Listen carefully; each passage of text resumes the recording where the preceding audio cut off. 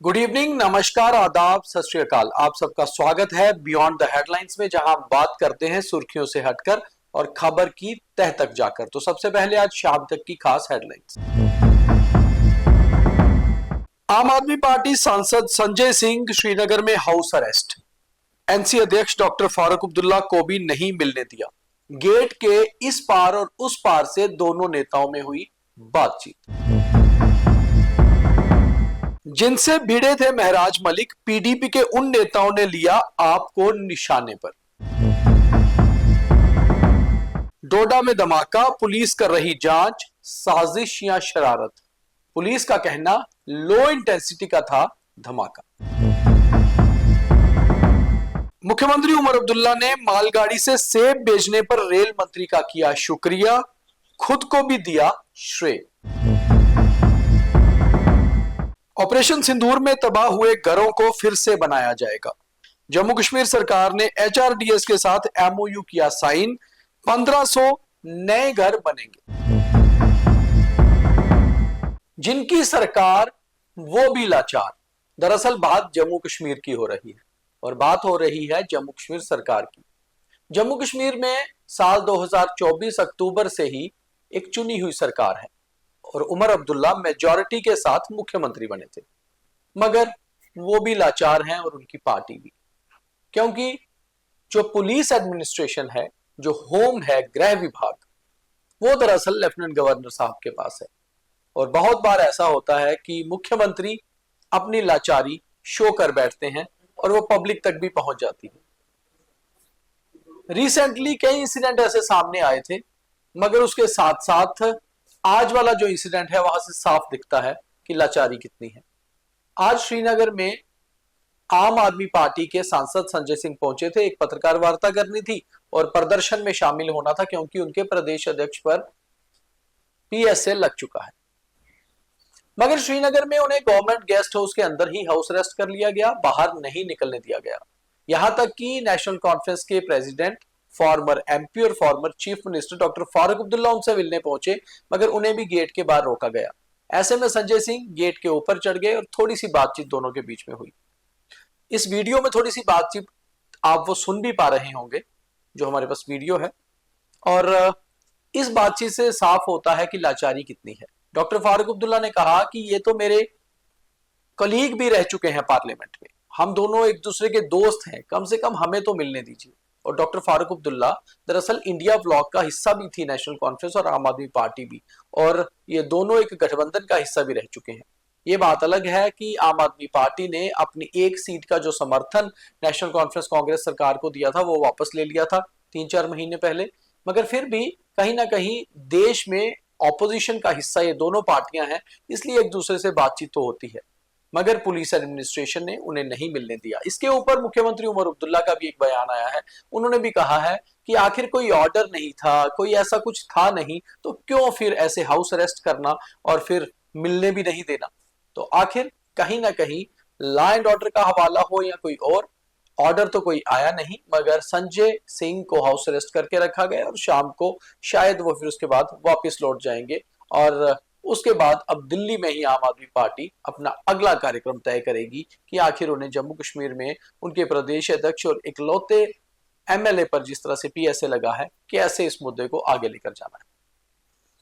दूसरी खबर में भी बात महराज मलिक की करते हैं। और महराज मलिक, अगर आपको याद होगा, मार्च अप्रैल 2025 में जब जम्मू कश्मीर में असेंबली का सेशन चल रहा था, तो भिड़ गए थे पीडीपी के कुछ नेताओं के साथ। उनमें से एक नेता थे मोहित भान।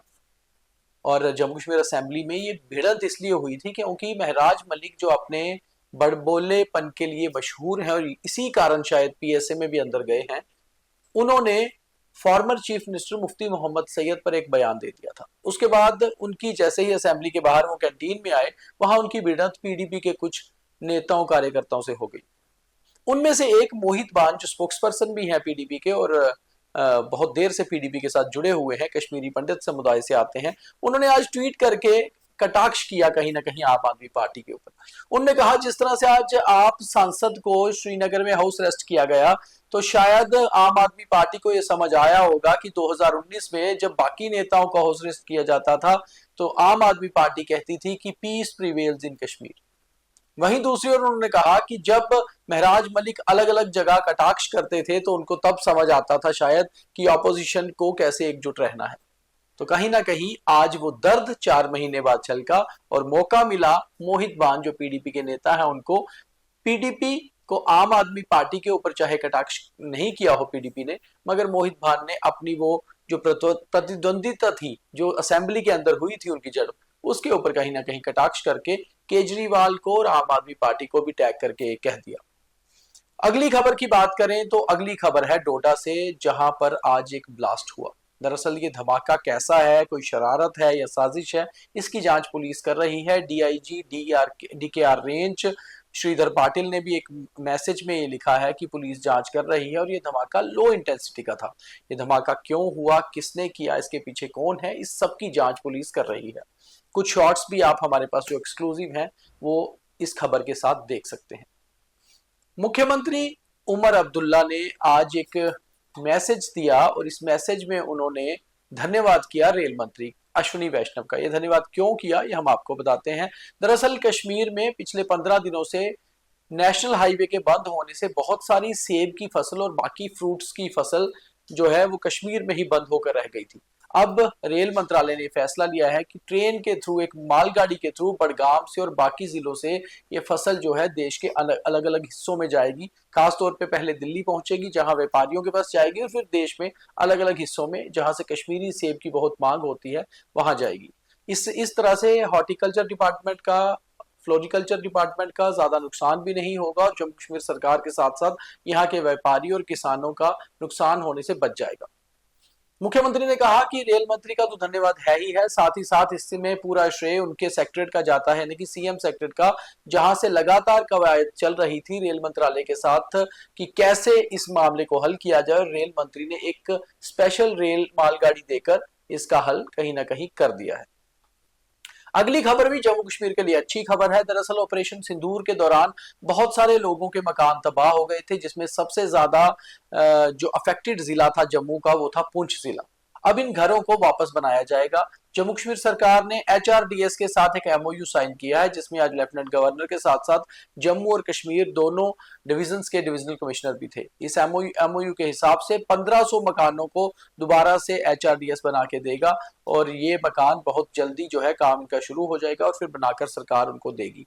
साथ ही साथ लेफ्टिनेंट गवर्नर ने ये कहा कि केवल उन लोगों के ही नहीं बल्कि जिन लोगों के मकान आतंकी गतिविधियों में, घटनाओं में तबाह हुए हैं, उनको भी ये मुआवजा मिलेगा इसके तहत, जिसको लेकर कश्मीर में काफी सारे मिलिटेंसी इन्फेस्टेड इलाकों के विक्टिम्स जो हैं उनके लिए भी एक लाभ हो जाएगा।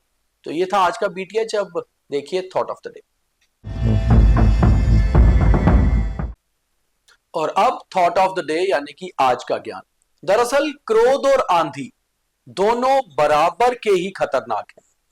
शांत होने के बाद ही पता चलता है कि नुकसान कितना हुआ है और बाद में नुकसान पर पछताने से अच्छा है कि क्रोध पर काबू पा लिया जाए, क्योंकि आंधी तो कुदरत है, उस पर तो काबू पाना इंसान के हाथ में नहीं। तो आज के बीटीएच में इतना ही।